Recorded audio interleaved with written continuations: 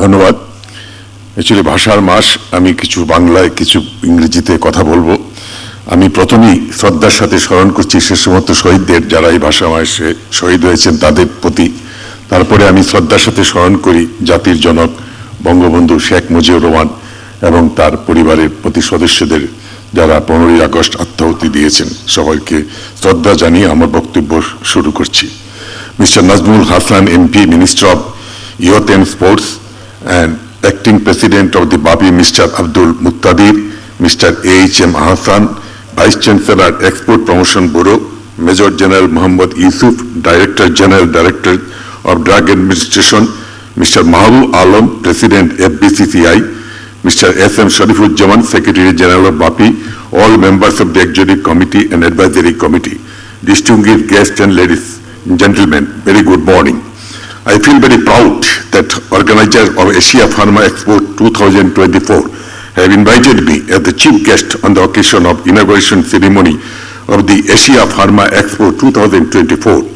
I am very much delighted to learn that Asia Pharma Expo has been doing this for since 2003. This year, the event will be organized for the 15th time, and it is certainly a remarkable achievement for the organizer. This is one of the prestigious shows in the South Asia region. Now let me tell about the overall activities of Bangladesh pharmaceutical industry. Bangladesh pharmaceutical industry is one of the fastest growing sectors in Bangladesh.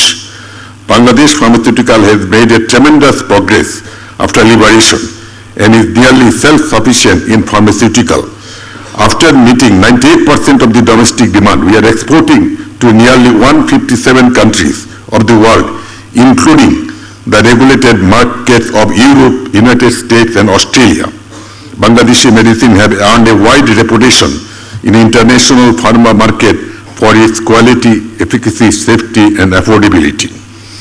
For promoting pharmaceutical industry, the government has declared pharma industry as a trust sector.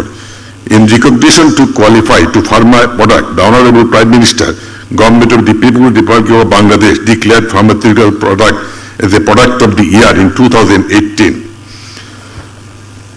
আমি কিছু বাংলায় এখন কথা বলবো। আমার যেহেতু আমার এটা খুব গুরুত্বপূর্ণ কথা, আমি মনে করি অ্যাকচুয়ালি আমার একটা মিটিং আছে ঠিক 11:30টার সময় মন্ত্রণালয়ে। আমি যাব না, কিন্তু জুমে আমাকে জয়েন করতে হবে। এটা হচ্ছে ক্রয় সংক্রান্ত একটা মিটিং, এটা আগে নির্ধারিত ছিল না, হঠাৎ করে আসছে। আমি বাংলাদেশের স্বাস্থ্যমন্ত্রী হব কোনোদিন আমি স্বপ্নেও ভাবি নাই। আমি সারা জীবন সেই গ্রাসরুট লেভেল থেকে বানিয়াচন্দ্রের উপজেলার থেকে কাজ করে আমি এই জায়গায় আসছি। আমি বাংলাদেশের হেলথ সেক্টর, হাসপাতাল সম্বন্ধে আমার সব কিছু জানা আছে, আমি সব কিছু জানি। আমার এই হেলথ সেক্টরটাকে ইমপ্রুভ করতে হলে আপনাদের সহযোগিতা সবচেয়ে বেশি দরকার। আপনারা যদি আমাকে সহযোগিতা করেন, আমি সাধারণ মানুষের যে স্বাস্থ্য সেবাটা সুন্দরভাবে আমি পৌঁছে দিতে পারবো।